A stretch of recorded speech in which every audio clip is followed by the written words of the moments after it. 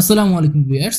Samsung গ্যালাক্সির যে একটা ফ্ল্যাগশিপ সিরিজ রয়েছে ফোল্ড সিরিজ এবং ফ্লিপ সিরিজ, এই দুটো সিরিজের সব থেকে আপগ্রেডেড ফোন অর্থাৎ ফ্লিপ 4 এবং ফোল্ড 4 এই দুটো কিন্তু গ্লোবালি বাজারে লঞ্চ হয়ে গিয়েছে। অ্যান্ড বাংলাদেশেও এই ফোনটা খুব শীঘ্রই আসতে যাচ্ছে অ্যান্ড খুবই তাড়াতাড়ি এটার প্রি বুকিংও স্টার্ট হয়ে যাবে। অ্যান্ড একটা ইনফরমেশন জানিয়ে রাখি, শুধুমাত্র বাংলাদেশে এই ফোনটার সাথে আপনারা চার্জার পেয়ে যাবেন, খুবই ভালো একটি বিষয়। তো এই ফোনটার প্রাইস কত হবে, কিভাবে জানতে পারবেন, প্লাস হচ্ছে কিভাবে প্রি অর্ডার করবেন, এই সব কিছু থাকছে এই ভিডিওতে। তো চলুন ভিডিওটি স্টার্ট করা যায়। সো বেসিক্যালি এই ভিডিওতে আমরা স্যামসাং গ্যালাক্সি জেড ফ্লিপ 4 যে ফোনটা রয়েছে সেটা নিয়ে আলোচনা করব। অ্যান্ড খুব ইন ডিটেলসে যাব না, শুধুমাত্র বেসিক কিছু বিষয় নিয়ে আলোচনা করব।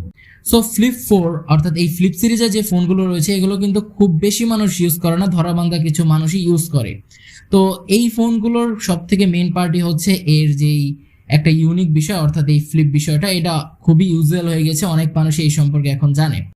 তো এই ফোনটার দিকে কিছু মেজর আপডেট আনা হয়েছে, মেইনলি ক্যামেরা প্লাস হচ্ছে কিছু বিল্ড ম্যাটেরিয়ালসে। সো এই ফোনটার রেয়ার সাইডে থাকলে প্রথমে এই ডিসপ্লের দিকে নজর পড়বে, যেটা খুবই সুন্দর লাগছে। সো আপনি যখন এই ফোনটা ফ্লিপ করে রাখবেন অর্থাৎ আপনারা যখন ভাঁজ করেও রাখবেন, তখনও কিন্তু আপনারা সকল প্রকার নোটিফিকেশন এই ডিসপ্লের মাধ্যমে জানতে পারবেন। এবং এর ডিসপ্লের সাইজ হচ্ছে 1.9 ইঞ্চের, যা একটি super AMOLED display.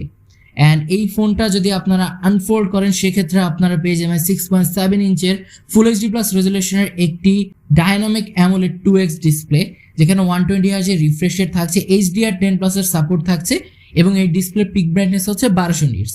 Display PPI density হচ্ছে 426 এবং এর ডিসপ্লের উপরে কর্নিয়া গরিলা গ্লাস ভেক্টাসের প্রোটেকশন থাকছে।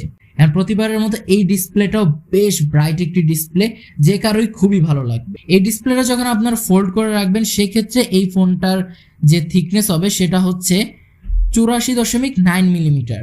আবার আপনারা যদি এই ফোনটা আনফোল্ড করেন সেক্ষেত্রে এর থিকনেস আসে অলমোস্ট 6.9 মিলিমিটার এবং এই ফোনটার ওয়েট হচ্ছে অ্যারাউন্ড 187 গ্রাম। অ্যান্ড এই ফোনটার যে বডি ফ্রেম রয়েছে সেটা অ্যালুমিনিয়ামের তৈরি। গতবারে যে ফ্লিপ 3 রয়েছে সেটা থেকে বেশ আপগ্রেডেড এবং ভালো একটা ম্যাটেরিয়াল দিয়েই তৈরি করা হয়েছে। এছাড়াও এই ফোনে রয়েছে IPX8 ওয়াটার রেসিস্ট্যান্ট। সো আপনারা অলমোস্ট 1.5 মিটার পানির নিচে 30 মিনিটের মতো ফোনটা রেখে দিতে পারবেন। এবার আসা যাক ফোনের পারফরমেন্স সেকশনে। ফোনের আউট অফ দ্য বক্স আপনারা পেয়ে যাবেন Android 12, যার ব্যাকহ্যান্ডে থাকছে One UI 4.1.1। এই ফোনটার চিপসেট হিসেবে থাকছে বর্তমানে সব থেকে powerful chipset Qualcomm Snapdragon 8+ Gen 1, যা একটি 4 ন্যানোমিটার ফ্যাব্রিকেশনে তৈরি অক্টাকোর প্রসেসর এবং এর ক্লক স্পিড হচ্ছে 3.19 GHz। এই ফোনটার জিপি হিসেবে রয়েছে Adreno 730। সো এই চিপসেট থেকে সবার এক্সপেকটেশনটা বেশ হাই লেভেলের। সো আশা করা যায় খুব কম ব্যাটারি বার্ন করবে, প্লাস হচ্ছে এই থেকে একটা বড় সড়ো ফ্ল্যাগশিপ পারফরমেন্সও পাওয়া যাবে। তো সেটা নিয়ে অবশ্যই আমরা একটা ইন ডিটেলস ভিডিওতে আলোচনা করব। ক্যামেরা সেকশন নিয়ে যদি আলোচনা করি, রেয়ারে থাকছে দুটো ক্যামেরা এবং এর দুটো ক্যামেরাই হচ্ছে 12 মেগাপিক্সেলের, একটি হচ্ছে ওয়াইড ক্যামেরা এবং আরেকটি হচ্ছে আলট্রা ওয়াইড ক্যামেরা। এবং এই মেইন ক্যামেরা সেন্সরে রয়েছে ওআইএস সাপোর্ট, ভিডিও রেকর্ড করতে পারবেন 4K 60 FPS এ। সো বেশ সুন্দর একটা ক্যামেরা প্যানেলে আমার কাছে মনে হয়েছে, কোনো প্রকার আজাইরা সেন্সর নেই। অ্যান্ড আরেকটি কথা বলে রাখি, এই ফোনটা আপনারা ফোল্ডেবল অবস্থায় কিন্তু এর রেয়ার ক্যামেরা দিয়েও সেলফি তুলতে পারবেন। অ্যান্ড ফোনটা আনফোল্ড করলে এর ফ্রন্ট আসলে পেয়ে যাবেন আপনার একটা 10 মেগাপিক্সেলের সেলফি ক্যামেরা, অ্যান্ড যেটা দিয়ে আপনারা 4K 30 FPS এর রেকর্ড করতে পারবেন। এই ফোনে রয়েছে ডুয়াল স্টেরিও স্পিকার, যার সাউন্ড কোয়ালিটিও বেশ ভালোই হবে বলে আশা করা যায়।